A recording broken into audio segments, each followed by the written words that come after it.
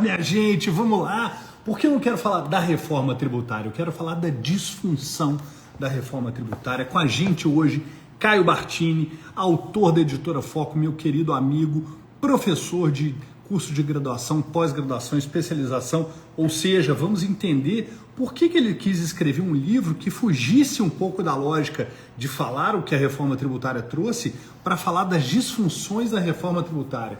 Então, aguardando ele entrar aqui, já ao vivo, deixa eu falar com ele aqui no meu WhatsApp, que está aberto. Vamos lá, porque eu quero ver vocês prosperarem conhecendo tudo sobre a reforma tributária. Ele vai nos falar aqui qual foi a ideia em torno de lançar essa obra. Olha só, Caio Bartini já está conosco, deixa eu aceitar o convite dele. Ontem estava ao vivo no YouTube. O Caio está com a agenda super concorrida. Vamos olhar aqui. Cadê o Caio? Caio, já?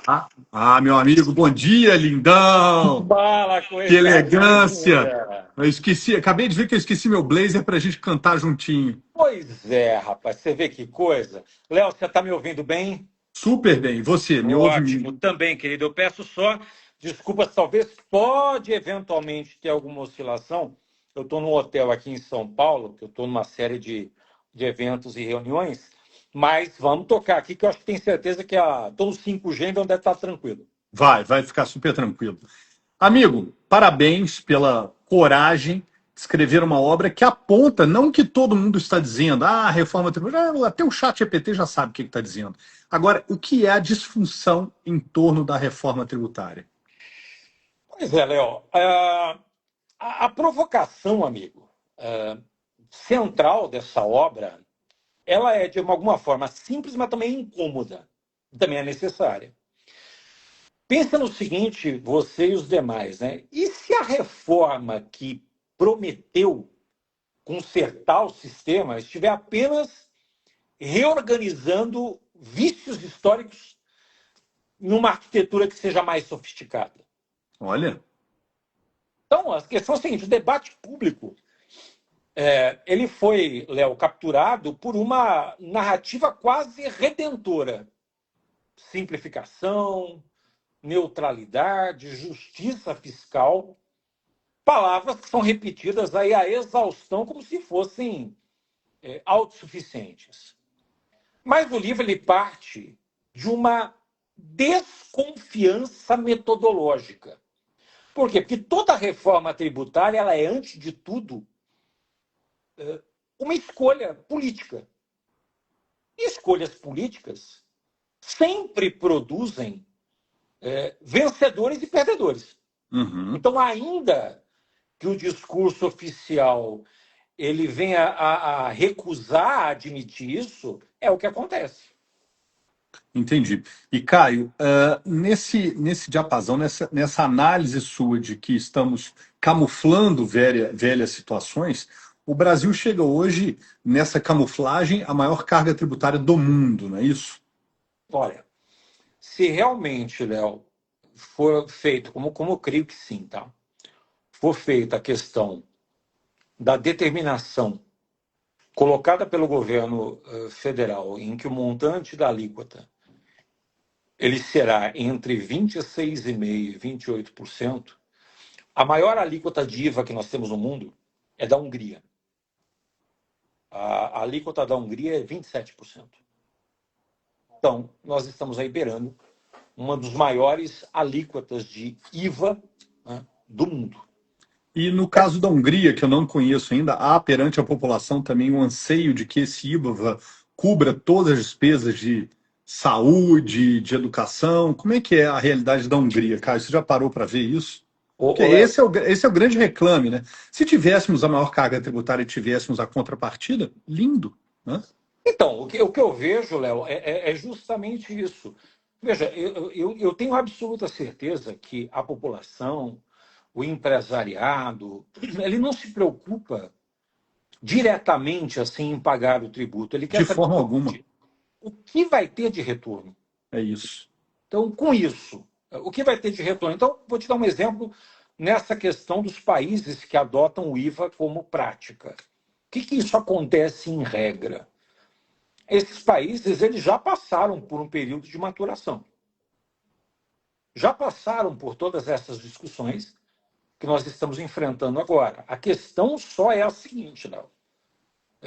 Nesses países, o tamanho deles é a mesma dimensão continental que o Brasil tem? Esse é um ponto.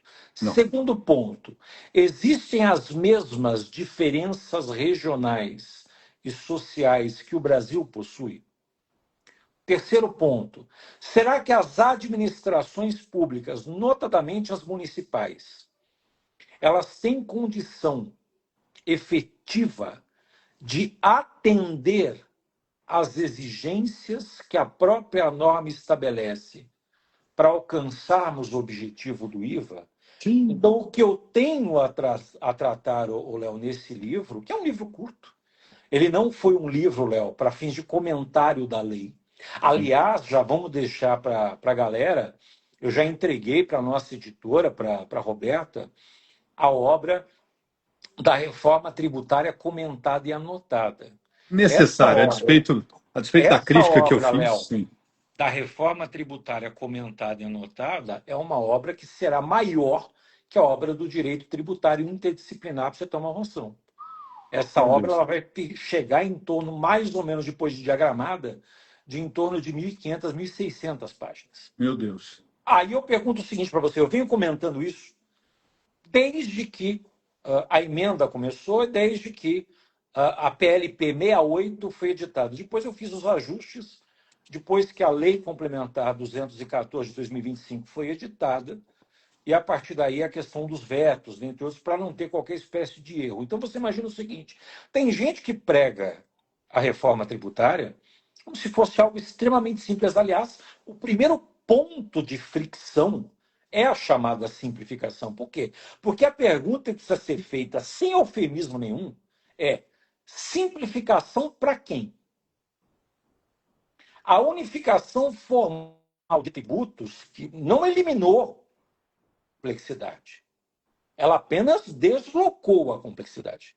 Então, no lugar de nós termos uma guerra fiscal aberta, criou-se um sistema de exceções reguladas, de regimes especiais, de fundos compensatórios, classificações que são disputadas. O contencioso ele não desaparece. Ele só sai da legislação estadual e municipal para a interpretação centralizada. Sistemas tecnológicos e, inevitavelmente, para o Poder Judiciário. Então, nessa obra que eu escrevi, Léo, eu sustento ainda algo mais desconfortável. A disfunção não é defeito do sistema, é uma das suas engrenagens estruturais. Isso é inspirado, inclusive, em Robert Merton. A análise ela vai mostrar que as normas desenhadas para cumprir determinada função produzem de uma forma previsível efeitos não declarados que corroem seus próprios objetivos. Então, no caso da reforma, a função que foi anunciada, racionalizar e neutralizar,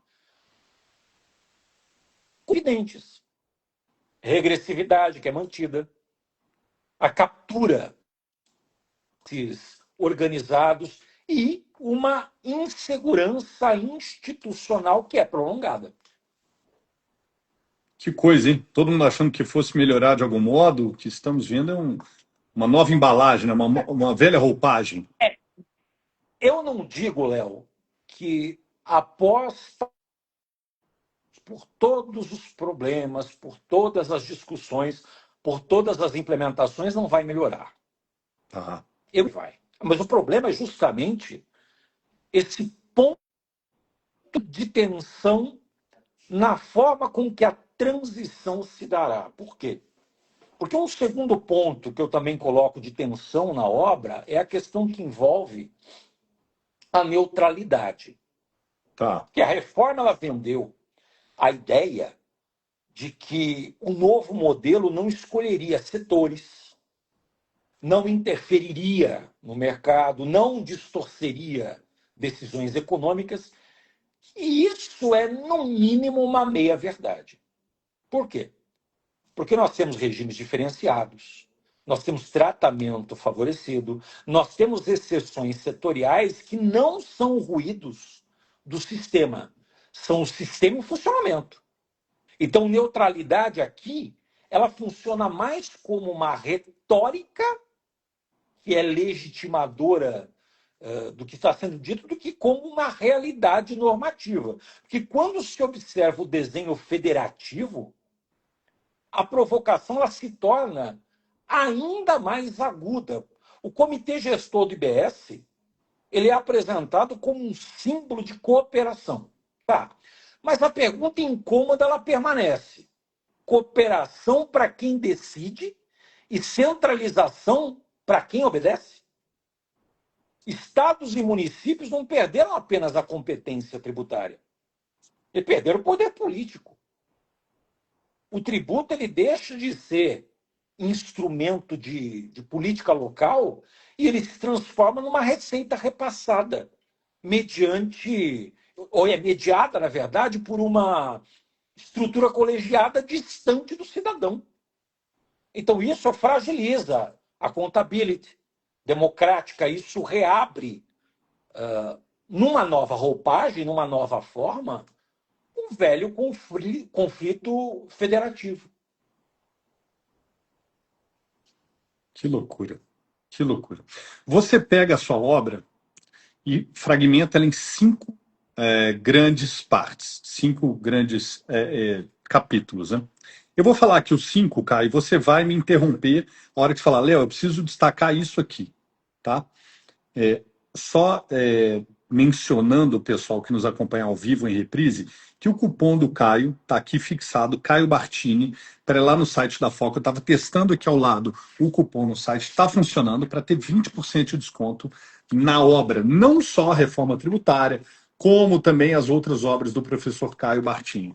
Então, começando aqui, primeiro grande capítulo, Fundamentos Teóricos e Filosóficos, onde você faz a análise do tributo como função e disfunção, dialogando com a filosofia, sociologia, economia e política, que é um dos traços marcantes do seu trabalho, essa visão ampliada, essa visão macro, né, Caio? Ô, Léo, eu vou te dizer uma coisa que assim é impressionante. A minha esposa, nesse caso, é testemunha disso. Uma das coisas que eu sempre busquei fazer na condição de professor da área do direito foi estabelecer um direito de uma forma que eu chamo de inter e multidisciplinar. Por quê? Porque veja você, Léo, a ideia, eu não consigo conceber um direito que seja hoje, primeiro, dissociado de outras temáticas que nós temos. Então, por exemplo, não existe uma decisão unicamente tributária. Uma decisão tributária ela vai impactar numa decisão societária. Sim. Ela vai impactar numa decisão trabalhista. Ela vai impactar numa decisão previdenciária. Ela vai impactar numa questão do direito administrativo, do direito econômico, do direito financeiro, do direito processual. Você tem processos administrativos e processos judiciais. Além do que hoje, dentro de uma sociedade que nós vivemos, eu também não consigo enxergar, Léo, a possibilidade de dissociar o direito de outras ciências, tais como economia, tais como filosofia, tais como sociologia. A gente tem a filosofia política de House, de Nozick. Nós temos a crítica que é feita por Bourdieu. Nós temos, nesse primeiro capítulo que você coloca, Léo, uma determinação de que a tributação nunca é neutra. Toda promessa de funcionalidade, ela carrega um risco de gerar disfunções estruturais. Então, aqui a reforma ela começa a ser tensionada. Por quê? Porque se o sistema ele nasce prometendo simplificação e justiça, mas ele é desenhado num ambiente de captura política e de desigualdade extrema, a disfunção ela deixa de ser exceção, Sim, ela passa a ser uma regra. uma regra. Putz. Entende? Então, essa é um detalhe. Então, nesse primeiro capítulo, eu tento demonstrar justamente essa visão inter e multidisciplinar, que, inclusive, Léo, você já conhece o meu trabalho de tempos. Sempre foi o meu foco. O Eu não traço sou. marcante do É o Sun, meu sim. traço. O meu traço é inter e multidisciplinaridade. Todas as minhas obras elas são escritas dessa forma. Perfeito. Para que depois a pessoa fale, isso aqui foi feito por inteligência artificial. É, igual Machado de Assis. Colocaram a obra de Machado de Assis, falaram que 80% da obra de Machado de Assis foi inteligência artificial. Ponte de Miranda também. Pô, Hoje está uma beleza, né? Porque qualquer coisa que você escreva, nossa, deve ser inteligência artificial. Né? Uma benção. Então, é um traço realmente das minhas obras. Você já conhece e todas elas são feitas dessa maneira. tá bom. Vamos lá. Reforma tributária em sua dimensão normativa é o capítulo 2, que é justamente o estudo da emenda constitucional 132. Aí a provocação, Léo, no capítulo 2 é uma provocação mais direta, né? Porque é aquilo que eu disse, a simplificação prometida, ela é mais uma retórica do que real. A unificação de tributos ela vai conviver com um mosaico de regimes específicos, de seletividades, de exceções e de classificações que são disputáveis. Então, o capítulo ele também coloca o dedo na ferida, que eu já comecei a falar, que é do comitê gestor. Comitê gestor, sim. Porque aí, se nós estamos diante de um modelo cooperativo ou de um novo centro de poder, a questão é um modelo cooperativo ou é um novo centro de poder que é pouco transparente? Nós temos uma transição até 2033 que é tratada como aquilo que realmente é, ou seja, uma década de insegurança. E é uma década, E Léo. isso, na teoria, você imagina que o STF e os tribunais superiores começaram a interpretar. Então, aí existe um grande problema, porque a partir do momento que o legislador ele não consegue conferir, e hoje na matéria tributária isso é muito fechado, mas ele não consegue conferir um sistema de uma tipicidade que seja mais fechada, nós abrimos a possibilidade das questões tributárias estarem ao alvitre, estarem ao bel prazer de interpretações do Poder Judiciário. Que loucura. Que loucura. Vamos. O espelho internacional, comparação com a União Europeia, eu já fiz aqui uma provocação com você, eu acho que essa aqui é autoexplicativa. Ah, eu estou guardando um pouquinho do nosso tempo aqui para o capítulo 4, que quando eu estava conspurcando o livro aqui, estou culto, estou gastando. Eu achei muito interessante essa questão dos impactos setoriais e regionais, que justamente vai de encontro ao que você falou dessa equalização que talvez não exista, que é o agronegócio, serviços essenciais, economia digital, indústria e o dilema federativo dos municípios. Ah, Deus. Então, o que eu fiz no capítulo 4? O capítulo 4 ele acaba por ganhar um corpo tanto econômico quanto social. Então ele vai mostrar o quê? Ele mostra que a reforma não vai impactar igualmente todos. E também nunca pretendeu impactar, tá? O agronegócio ele surge como um potencial financiador involuntário do Estado por meio da acumulação de crédito. Então, serviços essenciais como saúde, educação, vão enfrentar uma oneração indireta incompatível com o discurso de essencialidade. A economia digital ela permanece uma zona cinzenta normativa. Os municípios eles sofrem, eu diria, um processo silencioso de esvaziamento político com o fim do ISS, não só do ISS, porque a municipalidade ela também depende da cota parte de ICMS. De ICMS. É. Então a provocação central no capítulo 4 ela é muito clara. Eu coloco, né, de maneira provocativa que a neutralidade da reforma ela é um mito funcional com a finalidade de legitimação de escolhas distributivas. Nossa. Cara, eu tô quase largando a live e indo ler um livro. Porque dá muito nó no estômago, Caio. Cara, que loucura que vai ser isso. E a gente fecha, justamente, eu não quero que você fale, eu quero só que você aponte, justamente para que a gente possa provocar o interesse da compra, o capítulo 5, crítica e estratégias de correção de rota, avaliação da constitucionalidade, papel das cortes superiores, desafios da advocacia tributária e caminhos possíveis para resgatar a legitimidade do sistema. Ou seja, já deu a nota do que você acha, né? Mas não fala. O que eu faço é o seguinte, Léo, nesse ponto que você colocou, né? O pessoal, quando ele pega a obra, ele tem a ideia que vai ser somente uma crítica destrutiva, né? E, na verdade, a tese é outra, né? Ou seja, se as disfunções elas são estruturais, o papel das instituições não é fingir normalidade, é Sim. conter dano, corrigir rota, impor limite. Então, o que eu proponho no capítulo 5? Quais são os ajustes que são possíveis? Não para salvar a reforma, Não tem como. mas para evitar que ela venha a se converter em mais um ciclo histórico de frustração tributária. Essa é a ideia.